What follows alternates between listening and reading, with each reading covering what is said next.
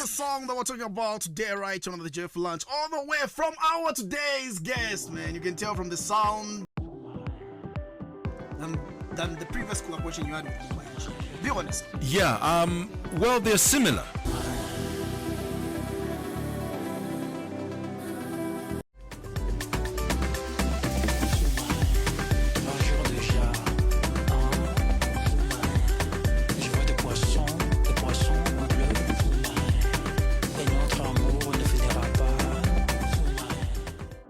I closed last year with a new album entitled 33. Yeah. On that album, I had songs like Maria, Aisha, and several others.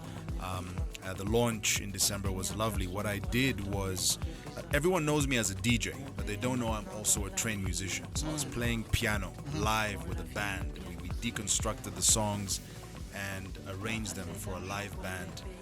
That was a beautiful show. In fact, the whole show is on my YouTube if people want to watch it. Mumba, Yachi, of course, was one of our guest artists, and it was a lovely time. And this year is very focused on singles, on club songs, and of course on building the gin brand. Now let's talk about you collaborating again with Mumba Yachi. Yeah. The second time. So you were telling me saying this is you're continuing from the previous song. Yeah. So it's a follow-up to Maria. Yeah. But if I were to count the number of songs Mumba and I have now, must be number 6. I think, yeah, song number 6 in like 4 years. So we've been on a roll. I mean, I think he and I have discovered this chemistry between ourselves, musically speaking, and you know, I think funny enough, although we are on song number 6, we're just getting warmed up. He and I have this special connection musically, and I think there's so much more to explore. I mean, I love working with him because he's such an encyclopedia of knowledge when it comes to music now, specifically talking about music. Even just the number of languages he speaks fluently, from Bemba all the way to Lingala, Swahili, French, English, and probably a few that I'm missing. So there's so many avenues we can take when getting in the studio and figuring out what to record, what to write. Maria, which is our biggest song to date, is in Swahili and Lingala. These are 2 languages that are very common in Congolese rumba music. And lately I've been in this rumba phase where I'm mixing rumba with Afro house, and I've been doing that with Mumba Yachi, given that he's half Congolese and has given me direct access to the rumba culture through him. But this new song, Submarine, that I'm here to talk about today is in French, which is the 3rd language in Congolese rumba. But we wanted this one to transcend the African market and not just be for the continent, but also beyond all the French-speaking markets abroad. Okay. Do you feel like Mumba Yachi is celebrated enough in Zambia? No, absolutely not. Okay. Absolutely not. Okay. I think, you know, without spending too much time on this topic, and this is probably the same in other markets, not just Zambia. Some of our most talented, most unique artists are not celebrated enough. And this is not a uncommon thing. You can find this in many markets around the world. And I just hope that over the next few years, Zambians can become a bit more aware of this and more diverse in their taste. That's where it stems from, right? If you just want the same sound for the rest of your life, I mean, what are you possibly learning? How are you challenging yourself? How are you opening your mind and stretching the boundaries of your taste? So I really hope, if there's one thing I hope for, it's for people to become more curious, musically speaking, so that they can pay attention to what people like Mumba Yachi and others are doing that are really groundbreaking and taking Zambia to the next level. You know, I hear a lot of people saying Zambia Kuchalo, but the truth is, if we stick to our little sound that only the people within these borders know and appreciate and support and stream, there'll never be a Zambia Kuchalo, you know. That we're talking about export now. For you to export, you have to appeal to people outside of your borders. And we do have many talents who are pushing who have the potential, who have what it takes, who are already exporting their music. But I hope as a community, as a society here, we can give them more credit and more support. They need our support. So I have 5 questions for you. Yeah. The first one is looking back at your journey, where does this song rank among your most important release and why? Yeah. For the first time in my career with this song, Submarine, we chose a topic that went outside of personal experiences, adventures, failures, storytelling, and touched on a more universal topic. We wanted to touch on a social issue. So while Submarine is about a love story, it's this African man who falls in love with a European woman, we then present the challenge. He's unable to travel to Europe because they won't give him a visa because his country is blacklisted. So he comes up with this genius idea to sneak into a submarine and just sit there in one of the cabins by the window without anyone knowing. In the chorus, he's writing to her saying, I've been sitting here by the window. No one knows I'm in the submarine. 3 days have passed. I'm watching the fish swim by. I'm coming to you. My love will be reunited. So it's about determination. It's about love. It's about willpower. But it's also challenging the current status quo around how Africans and also other groups of people are being treated in terms of international travel. The disadvantages, the limitations, and posing a big question as to why this is happening, and also the fact that it's very one-sided. It's very easy for a Westerner to come into our country, but it's quite difficult for us to go into their country in many places. Okay. So the song, in terms of importance in my discography, I think is quite interesting because for the first time we want to talk about some social issues. Music is not just about love stories. Love is very important, but there are other issues in the world that are affecting millions and millions of people. And I think one of our roles as an artist is to address issues affecting human beings. So I think I would rank it as an important release because for the first time we are trying something different. Now let's talk about the other. Is it Tehila? Yeah, Tehila J. Yeah. Tehila J is a Zambian artist. I would say she's a grassroots artist who is coming up now. She's worked with a few of the DJs, DJ producers like Sebastian Dutch, obviously myself now, maybe even Creative Natives. But she's a new talent that is bubbling up now onto the scene. And I have known her for several years, but we never had the right project to collaborate on. And as I was working on Submarine with Mumba, there was this section in the song where I needed a new flavor. So I brought her into my studio and we recorded these female, almost like choir vocals that come in halfway and then continue until the end of the song, and they bring in this beautiful freshness. And that's her. That's Tehila J, a fellow Zambian singer. Okay. Another question from the question that I have for you today, right, El Mukuka, is with the streaming changing the industry. Yeah. What advice would you give to young Zambian artists trying to break through? Look, streaming is challenging, especially for us here in Zambia, because we don't even have official offices of the big streaming platforms. Like Spotify does not have an office here, neither does Apple Music, neither does Deezer, no one. So we fall under the umbrella of the Johannesburg office, which is good and bad. It's good because it's a bigger market. If we have access, we can really expand our reach and network. But it's bad because they are based in South Africa, and I would imagine their first priority is South African artists. We are not South African, we are Zambian, right? So we don't come probably anywhere close to number 1, 2 priorities on that list. We fall into the regional category. And this is a big challenge with all the streaming platforms and countries that don't have official representation in their country. So my advice would be hustle hard.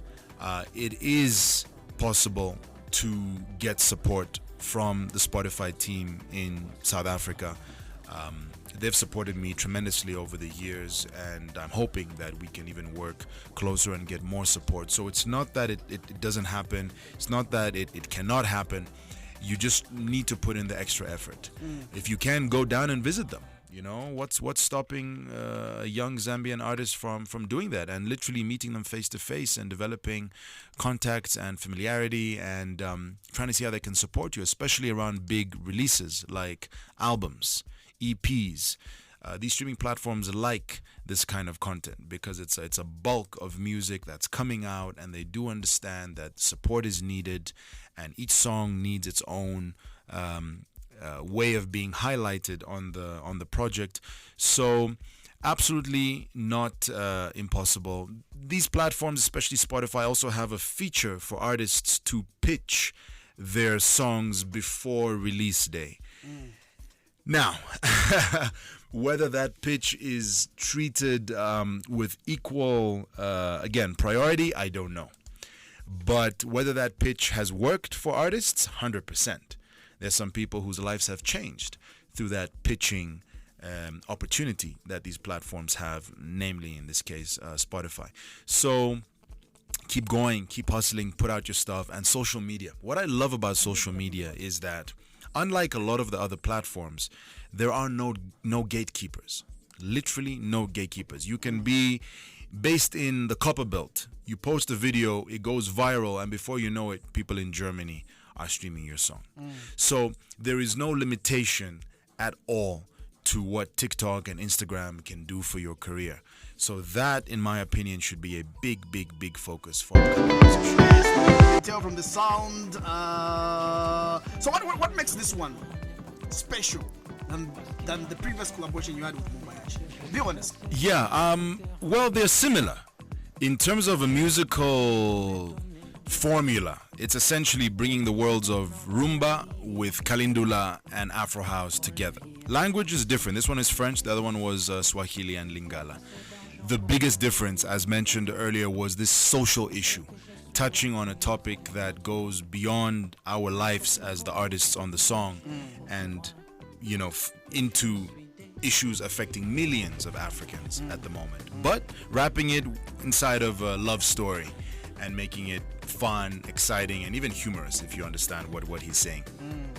Nice. So my last question I would like to find out from you is something regarding the industry. Yeah. So it's coming from a perspective that Showstar said on his social media. Let me just play this for you. As an artist doing a song with an international artist.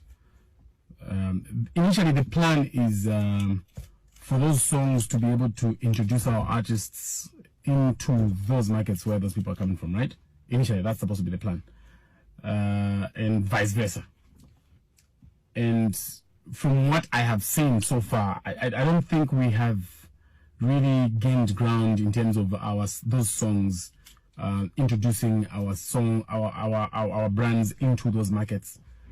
Case in point, Casper Nyoves doing a song with a Zambian artist, aka Pato Ranking.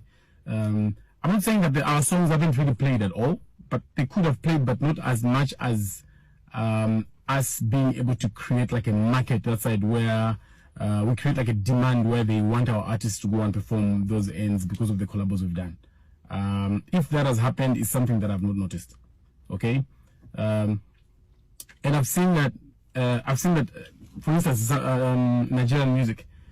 I've seen that one way they've actually managed to break into those international markets is by just their people. Their people going into popular places where they play music, clubs and arenas, saying, you know what, I'm gonna spend maybe a couple of dollars in here if you play our songs, and if you...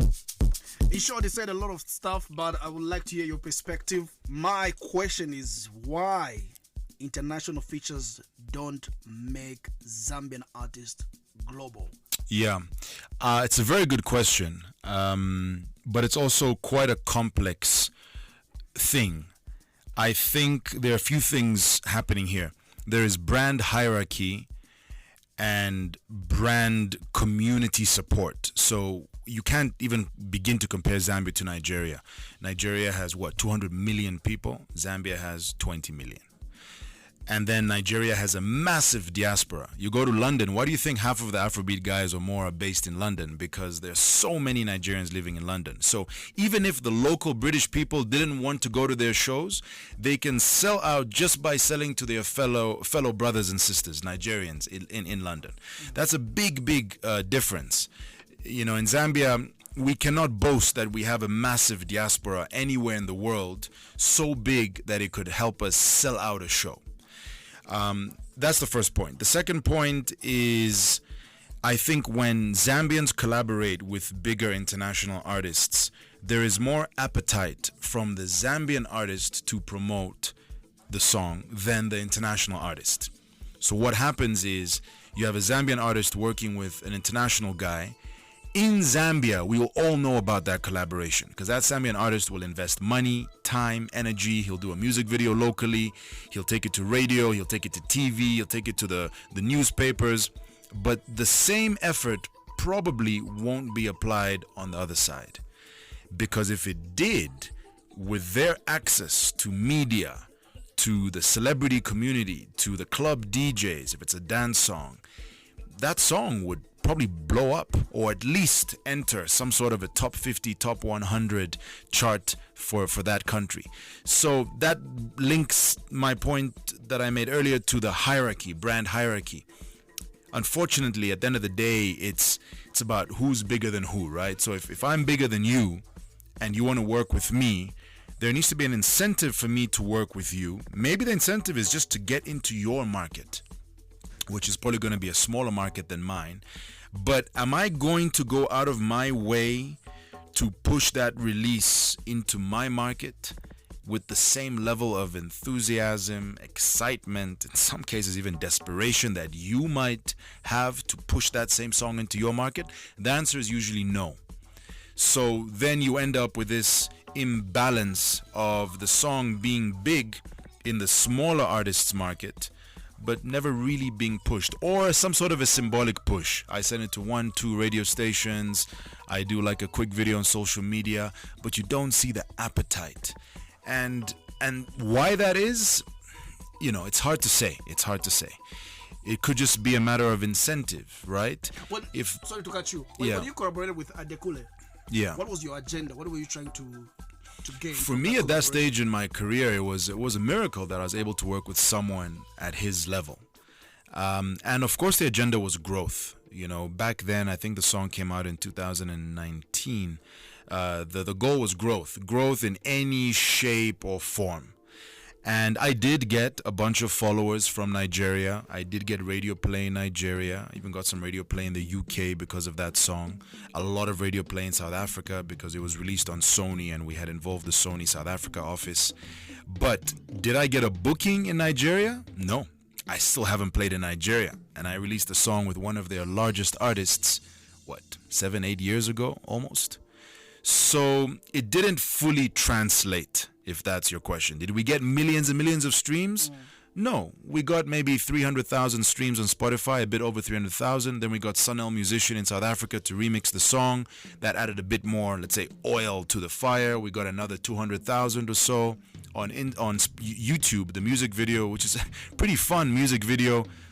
It has just about 100,000 views. So we haven't even hit 1 million on any platform with an artist who has probably just under 10 million followers. I haven't checked his account in a while, but it must be somewhere around there. So it didn't fully translate.